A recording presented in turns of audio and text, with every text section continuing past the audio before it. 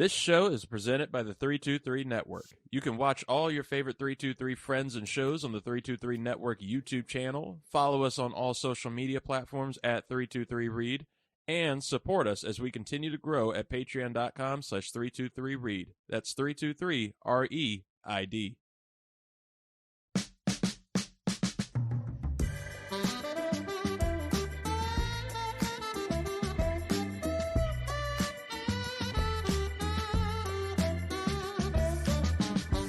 Ladies and gentlemen, welcome to the 323.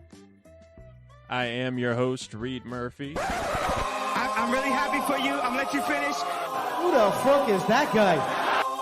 Look at the show. I'm the captain. Welcome to the fucking show. Fuck Scott.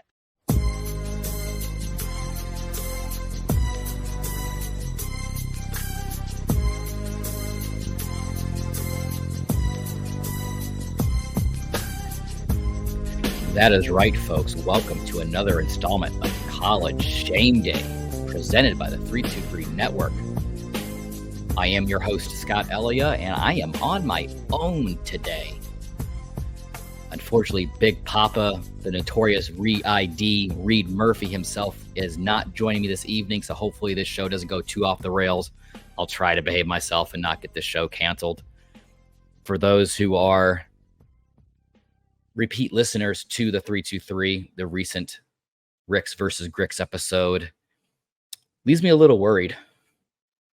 I'm afraid that these Swifties are going to be out for blood for what I had to say about Taylor Swift. I already had to be worried about the primetime hype train in Colorado already with their fan base, but now I got a whole completely different demographic of fan base after me now. So fingers crossed that I have another show next week. Oh boy. But what a week. What a week. Before we get into a little bit of a recap from week 4 in college football and what to see this coming weekend, a couple stories to kind of talk about. A couple updates in the Pac-12, a couple updates for Michael Oher, but first and foremost, the burying of the hatchet between Colorado's two-way phenom Travis Hunter and Colorado State's defensive back Henry Blackburn, who met up Wednesday for a little bit of bonding and a little bit of bowling. Where was my invite? I would have gone bowling with you guys. Oh, hey, I digress. No, this is a really great thing. You know, I've reading the message boards and the videos and YouTube and Instagram. There are a lot of people out there saying that this is just a publicity stunt. I don't feel that way, though. I think this new generation of athlete is a lot more hyper aware and a lot more sensitive to social media and the negativity that it can bring. For those of you who are living under a rock and don't know this, after that hit was delivered by Henry Blackburn to Travis Hunter, who is now out for another 2 weeks. He will not be playing this week against USC with a liver injury. A lot of people calling for Henry Blackburn's head. Death threats made on him and his family, phone calls to his house, comments on Instagram and Twitter all over the place. But it's nice to see that two athletes of this caliber can get together and really show everybody it's just a game. It's just a game. Travis Hunter went on, quote from him, for the people that love to see the negativity, this ain't a negative video, man. It's straight positive. There's nothing but positivity this way. And of course, he was also seen signing autographs for fans, taking pictures while he was at the bowling alley, which is great. He was a great kid. I know I could have a little bit of bad blood against him because he was that longtime Florida State commit, and he switched last second to Jackson State to follow Deion there, but he can't fault the guy. He wants to go play prime time. He's the greatest defensive back in history, and there's no greater mind you can learn from. Hunter went on also talking about the incident, calling that it was actually a blessing that it happened, saying that it can now show people the other side of football and that they're not, like we talked about last week, these superficial, just immovable objects and these superheroes that we see on TV, that they're actual human beings. Went on to say football is just a game at the end of the day. We're all people that play it. We're going to get hurt eventually. video is something good. Us coming together is something good that came out of that injury in that football game. And of course, Blackburn went on and said multiple times, I never meant to hurt you. And that he's very appreciative of the way that Travis Hunter has handled this whole incident. I know recently Travis Hunter and Dion talked briefly, and he is a gamer. He wants to get out there. He wants to help his team, saying that he is not going to take no for an answer. But good on Dion for telling the young gun to pump the brakes. He has a long future ahead of him, and he needs to take care of himself. So good on you, Dion. And like I said, when it comes to death threats, that's just where the line's crossed. And you really feel for Colorado State's Henry Blackburn. Went on to say all that stuff that went down after the game, I can take it. I'm not tripping about me. I've got 2 little sisters at this house. They're still in elementary school, so that's what mainly I was worried about, their safety and everything. I appreciate you coming out and saying it's football because that helped calm things down. Talk about Travis Hunter coming to bat for him. But this is great. This is an absolute win for college football as a whole. You love to see it. In another bearing of the hatchet, I guess on not so good terms, a judge pivoting away has ended the conservatorship between the Toohey family and Michael Oher. We've talked about this story within length, so I'm not going to expound upon it much more.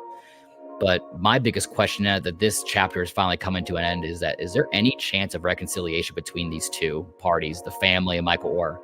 And I really don't see it, especially with the amount of negativity and bad blood and words. He said, she said that was coming out of this story over the last couple months. You really hope and pray that these two can kind of see eye to eye once again, because they do have a very long history with each other.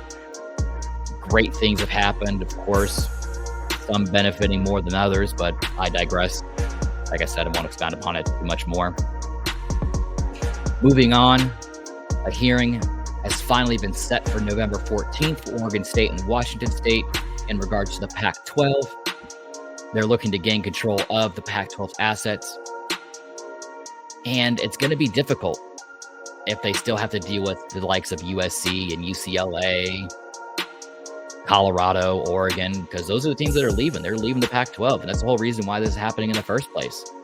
It's great that the judge there had filed that restraining order against those institutions, so hopefully this will be a win for the little guys. This is what we love to see. There's been a lot of rumors circulating right now about what's going to happen in the future of the Pac-12, where they're going to just pick and choose teams from a couple of the group of 5 conferences, or if they're going to merge complete with the Mountain West. More to come there. This is a story that's not going to end anytime soon. And because of this is putting a hold on the college football playoff expansion that everybody was hoping to see next year. Just to recap that, starting next season, they were going to move from a 4-team playoff to a 12-team playoff, which was going to be huge. But because of these Pac-12 problems, the College Football Playoff Committee has decided to put a hold. When you think college football, you think SEC, you think the Big Ten, you think the Big 12, and you think the Pac-12. It's one of those cornerstone conferences that have been around and really put college football on the map. So I don't see any chance of them pivoting and putting it back on the table for next season unless they can come to some kind of resolution with the Pac-12 sooner rather than later, but it doesn't look like that's going to be happening. So looks like we're going to be forced to see another 4-team playoff next year. Great. And just to recap some of these games from last week, Georgia completely routing UAB, another cupcake team on their schedule, moving to 4-0, beating them 49-21. Number 2, Michigan beating Rutgers 31-7. Number 3, Texas over Baylor 38-6. I thought that was going to be a sneaky little upset trap game, but Baylor's looking terrible this year. Whatever. In my personal game of the week, the number 4 Florida State Seminoles on the road in Death Valley against the Clemson Tigers, coming away with a victory in overtime, 31-24. Man, was I on my seat for that one. Thank God they got a bye week this week. Hopefully Travis Hunter can nurse his wounds a little bit. He has that shoulder injury going on right now. They got a couple of injuries lingering around. Of course, they come off of 2 weeks ago in that very close on-the-road victory against Boston College, but they still got a lot of things going on later down this season. So health and reloading is the most important thing they can do right now. Moving on to number 5, USC, crushing Arizona State 42-28. Ohio State winning over Notre Dame 17-14 on the last play of the game. I don't know what Notre Dame was thinking. Some people say that the only reason they won that is because Notre Dame didn't field the whole defensive side of the ball because they were missing one person, and of course, where that person should have been lined up, that's where the touchdown was scored. Got to do better, Notre Dame. For those who know me, know I don't give a fuck about Notre Dame or Ohio State, so I really don't care what happened with this game. Moving on, number 7, Penn State, completely embarrassing and destroying number 24, Iowa, 31-0. Washington putting up big numbers as usual, 59-32 over Cal. Colorado in their first game against a decent opponent, getting just demolished, 42-6 to Oregon. Hopefully Dion can recoup and get this team back together and refocus because they got USC and Caleb Williams coming in town this week. So we'll see what's going to happen there. Number 11, Utah over number 22, UCLA, 14-7. Number 12, LSU, barely squeaking a win away in an upset against Arkansas, 34-31. Alabama, course correcting a little bit there, defeating number 15, Ole Miss, 24-10. In the Pac-2 championship, the official college shame day game of the week that we had last week, number 21, Washington State over number 14, Oregon State, 38-35. A lot of great things happening in Washington State right now, especially around quarterback Cameron Ward, who is posting phenomenal numbers. I think he's going to be one that's going to start to slowly creep into the Heisman conversation, which we'll get into in a little bit. Rounding out the rest of the games, number 16, Oklahoma over Cincinnati, 20-6. Number 17, North Carolina over Pittsburgh, 41-24. Number 18, Duke over UConn, 41-7. Miami over Temple, 41-7. Whoop-de-doo. Congrats, Convict U. You got a win over a subpar team. Number 23, Tennessee over UTSA, who is shockingly 1-3 this season. I had a lot more hopes for them, but they got beat 45-14. And then they end it. Number 25, Florida Gators, 22-7 over Charlotte. Just like Miami, congrats. You beat a 1-3 team. Cool. Don't care. But listeners who are used to kind of the flow and the setup of this show, usually after I go over these games, I'll kind of delve into the top 25 and any kind of big changes and who's where and what's sitting where. And I could always just go through and regurgitate what the AP poll has on there, but that's boring. That's a shameful act, Scott. How dare you? So now we're going to have the inaugural rolling of the red carpet out for a new segment called the Shameful Eight. That's right, folks. The Shameful Eight. It's got the top 8 teams of the college football right now. And I perceive a lot of these teams coming and going over the next couple weeks because we are starting to finally heat up with some of these games. Let's get into it.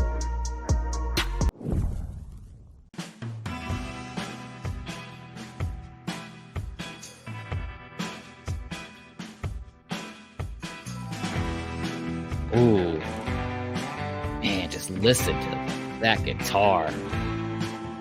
It's the wild, wild west out here in college football, folks, and it ain't gonna slow down anytime soon.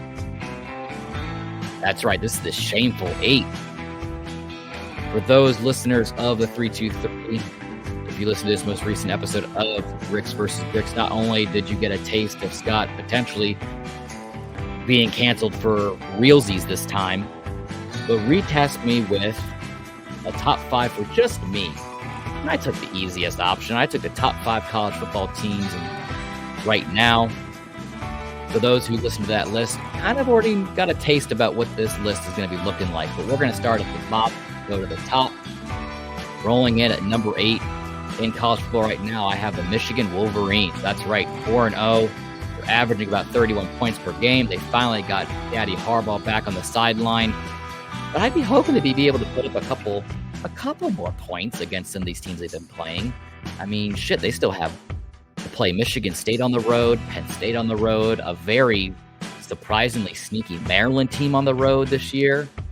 Oh, yeah. And their last game of the year is against Ohio State. Thank God it's at home. And it's Ryan Day, who seems they can't never win against Michigan. So hopefully they can hold on and get some of these close games.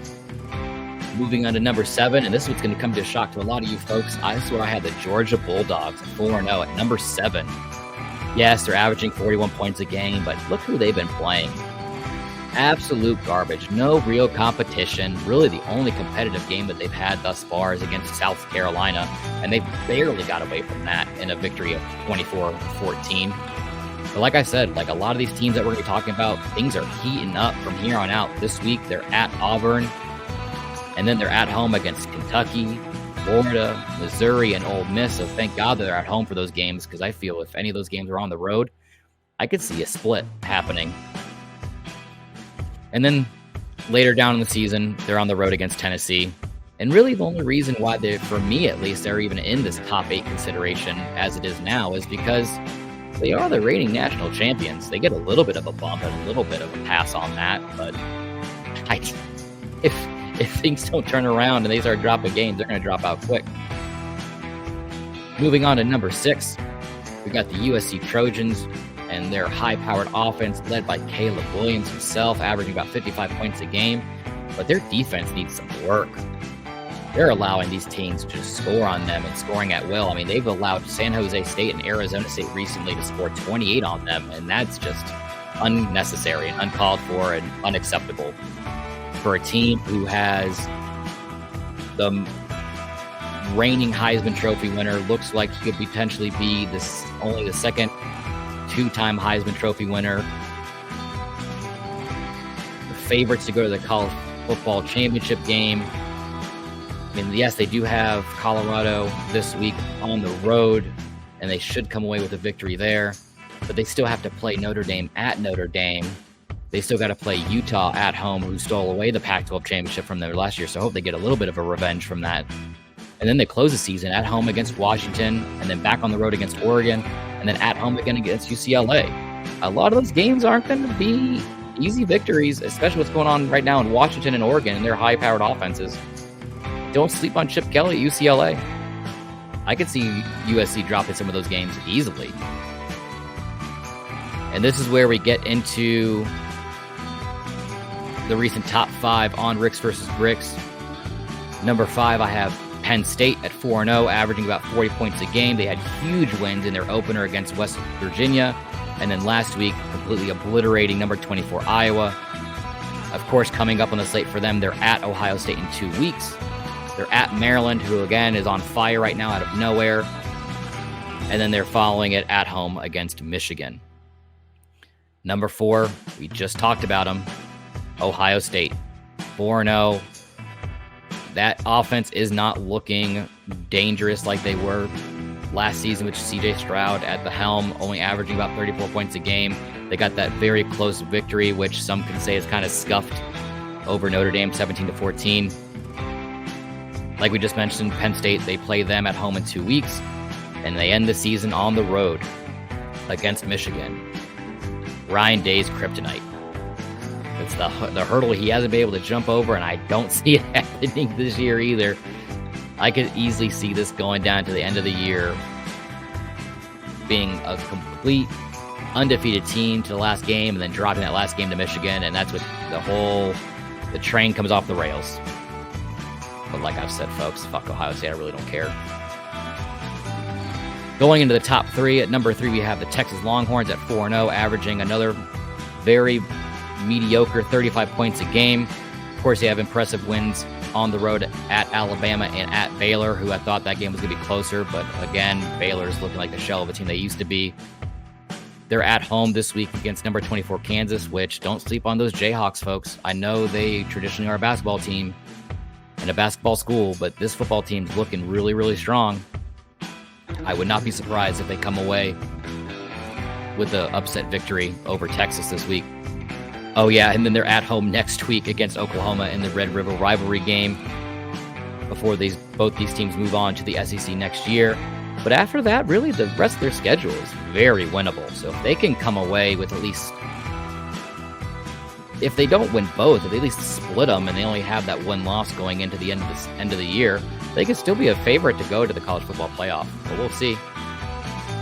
At number 2, we have your Florida State Seminoles at 4-0, averaging about 43 points a game. You got big wins, technically not at home against LSU, even though they were the home team. They did play in Orlando. They weren't at Doak, and then they got that recent victory in Death Valley at Clemson.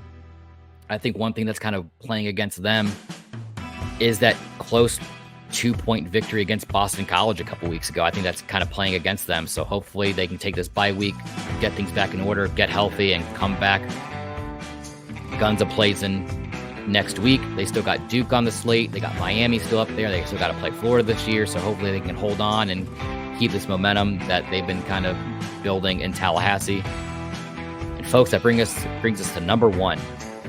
Who could it possibly be? We've already talked about Ohio State. We've talked about Georgia. We've talked about USC. I can tell you right now, it's not Alabama. It's the Washington Huskies and Michael Penix Jr. 4-0, and their high-powered offense averaging about 50 points a game. They are on fire right now, but their schedule is getting extremely difficult from here on out. They got Oregon next week, and then they're ending the season against USC, Utah, Oregon State, and Washington State. So these wheels could and most likely will fall off at some point. But hopefully they can hang on for the rest of the season. And I'm very interested to see which of these 8 teams is going to be kicked out of the Shameful Eight and who's going to be replacing them next week.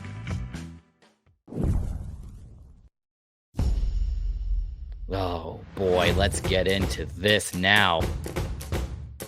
Got all the housekeeping out the way. Let's get into the, as Reed likes to say, the meat and potatoes of everything. Starting off with Heisman Watch. We talked about him briefly. Honorable mention. I have him in the 6th spot in the Heisman rankings for me personally. Is that Cameron Ward, quarterback for Washington State. Last week versus Oregon State, posted an impressive 28 for 34 for 400 yards and 4 touchdowns, no interceptions. And on the year, he's 106 for 142, just shy of 1,400 yards passing and 13 touchdowns. And again, no interceptions. If he's able to keep this pace, I could easily see him skyrocketing into the top 2, top 3 of the Heisman rankings. Coming in at number 5, we got Jordan Travis at Florida State. Like I said last week, come away with that victory against Clemson, posted 21 for 37, 289 yards and 2 touchdowns, which for on the year has him at 74 and 121, just over 1,000 yards passing, 10 touchdowns and a pick. From there at number 4, we got Bo Nix. Bo Nix, who I feel has been playing for the last decade. He's been around forever. Posted really great numbers at Auburn when he was there, transferring to Oregon. Last week, completely just demolishing Deion Sanders in Colorado, posting a 28 for 33 for 270 yards, 3 touchdowns. Oh yeah, and he had that interception, first of the year. But it's fine. Year to date, he's 104 for 131, over 1,100 yards passing, 11 touchdowns in that 1 pick. And that Oregon offense doesn't look like it's slowing down. It's a very scary team. Coming in at number 3, and this is where I think he is going to start dropping here soon, unless he can get things going. And that's Quinn Ewers, the quarterback from Texas. Last week, posting 18 for 23 for 290 yards and just 1 measly touchdown against Baylor.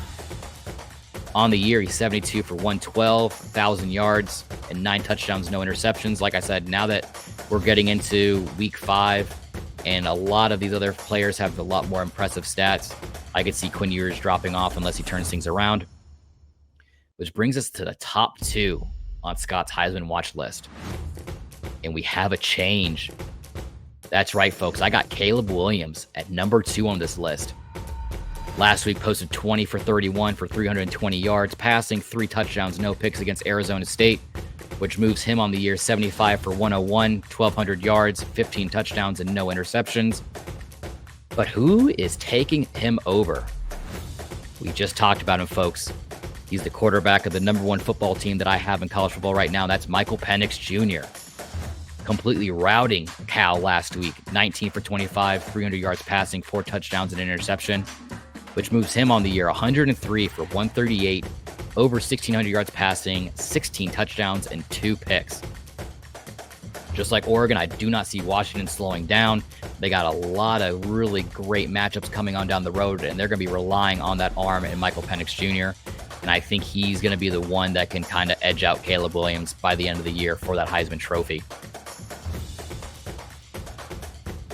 Pivoting back to the game of the week that we had last week here at the College Shame Day was that Pac-2 championship game of number 14 Oregon State at number 21 Washington State. And congrats to the Cougars at Washington State. You are the champions.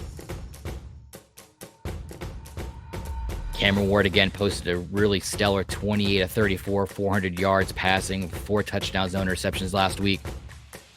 But for Oregon State, running back Deshaun Fenwick, on 11 rushing attempts, 101 yards and 3 touchdowns. That is insane. I'm really interested to see where that's going to be going for the rest of the year there in Oregon. But that's last week. Scott, what's this week's game of the week? Are you going to be going to the Duke Notre Dame game, Scott? No, I am not going there. The only reason game day is going there is because Colorado is no longer undefeated, and the allure of that USC game isn't there anymore because they lost to Oregon last week. This is where I really had to dig deep and look at the schedule of the games for this coming week, and really, the game that I'm going to be watching this week, since I can't watch my Florida State Seminoles, is going to be number 22 Florida, who's 3-1 on the year, 1-0 in the SEC, traveling to Kentucky and facing off against those Wildcats who are 4-0, 1-0 at the SEC, and they're unranked. How are they unranked? That's very confusing to me. But hopefully after this week, if they can get that win against Florida, maybe they'll flip-flop, knock Florida out of the 25, because I still don't believe that they should even still be there, especially when you have a team like Kentucky who's posted a perfect season thus far. They're still getting snubbed. I think the keys this week for Florida is slowing down running back Ray Davis and forcing Devin Leary, quarterback from Kentucky, to make some mistakes. He's already passed for 5 interceptions this year. Recent transfer from North Carolina State. For quarterback Graham Mertz of Florida, right now in the year, he's thrown for over 950 yards, 4 touchdowns and interception. I think it's really important for him to get that ball moving and really being the facilitator, that point guard for Florida, and really relying on that wide receiver, Ricky Pearsall. Posted 26 receptions on the year for 360 yards and 1 touchdown. If anybody wants to see a human highlight reel, go back and look at that snag that Ricky Pearsall had. That was wild. And hopefully Florida can get this win, because from here on out, for the rest of the season, they still got to go up against Vandy. They got to go up against South Carolina, the number 1 Georgia, Arkansas, number 12 LSU, number 23 Missouri, and ending the year against the number 5 team Florida State Seminoles. So this is a must-win game if they want to have any kind of relevance in the SEC, going for the SEC championship and potentially for the college football playoff.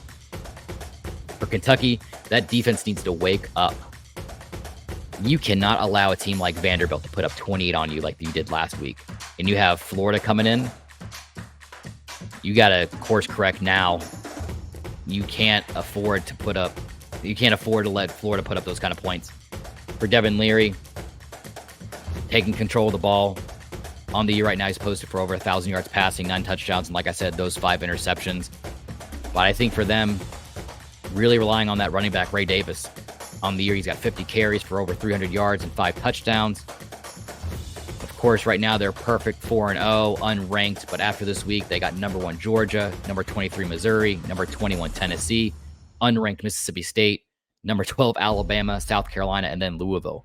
So Kentucky's schedule is going to get even worse from here. So just like in Florida, if you want to have any kind of relevance in the SEC and going for that championship game, this game you can't afford to lose.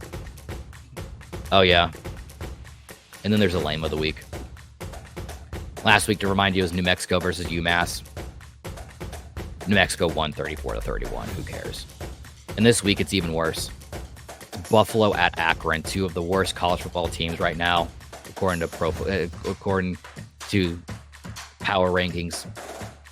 I'd be more excited to see a boxing match between these two mascots.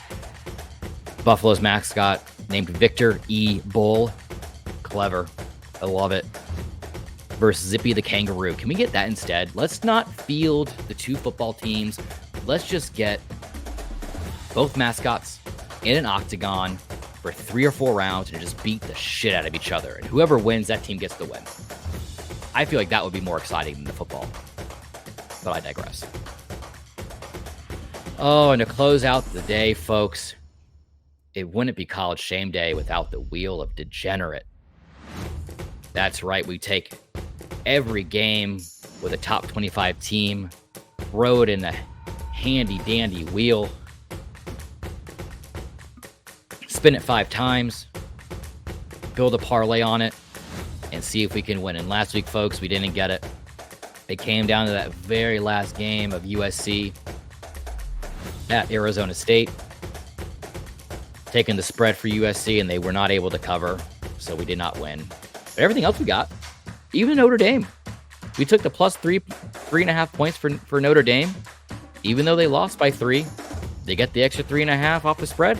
We got the win. So it was a moral victory for us. Let's get to it, folks. Let's see who's going to be on the official College Shame Day Wheel Degenerate betting slip of the week. For the first spin, we've got... Oh, no. I knew this was going to happen. Number 8 USC at Colorado for the first game on the betting slip. That's going to be tricky. Let's remove them. On to spin number 2. Who's it going to land on? Oh, man. It's bringing even more importance to the game of the week. It's number 22 Florida at Kentucky. Now we really got to pay attention to that game this week. Let's remove them. Spin it again. Who's it going to be for the third matchup on the College Shame Day Wheel Degenerate betting slip of the week? And that is number 12 Alabama at Mississippi State.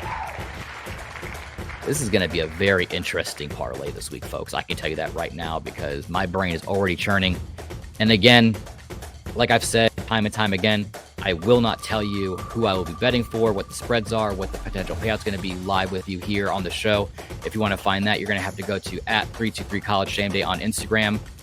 That's where I'll be posting the betting slip prior to the start of the college football games at 12 o'clock. So if you want to join me, again, I am not a financial advisor. Do not take my advice. But if you want to throw a little cat scratch in there and see if you can win some money with me, come join me. Come wallow in my misery. Oh, and speaking about misery, the fourth game on the ticket, number 11 Notre Dame at number 17 Duke. So I couldn't escape ESPN's College Game Day 100%. Now I got to deal with that game. Oh, great. Let's spin it one last time, folks. Just to recap, we got number 8 USC at Colorado, number 22 Florida at Kentucky, number 12 Alabama at Mississippi State, and number 11 Notre Dame at number 17 Duke. And you know what? We're probably going to have to pivot off of this one because I'm fairly confident that this game's going on as we speak. And that's number 10, Utah. Number 10, Utah, and number 19, Oregon State. And they're already playing right now. So unfortunately, I can't add it. Not adding it, folks. So we get a very rare respin at number 5. So let's do it.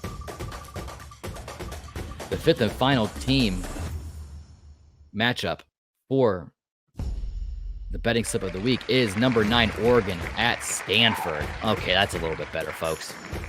Whew. All right. But that is it. It was painless. It wasn't too bad this week, I would imagine, even though we're missing Reed Murphy himself. But again, folks, check out all the socials at 323 College Shame Day on Instagram for all your coverage for college football, the betting slip for this week, and any kind of shenanigans that I may post. It is exploding out there. For everybody else, if you want to check out the rest of the 323, go to @323read on Instagram or Facebook, YouTube. Check out the visuals from Ricks versus Gricks yesterday. That was a really great show. And until next time, folks, just remember, if you're not going to be good at it. Have a very shameful day. Fuck Scott. Yeah, I like that.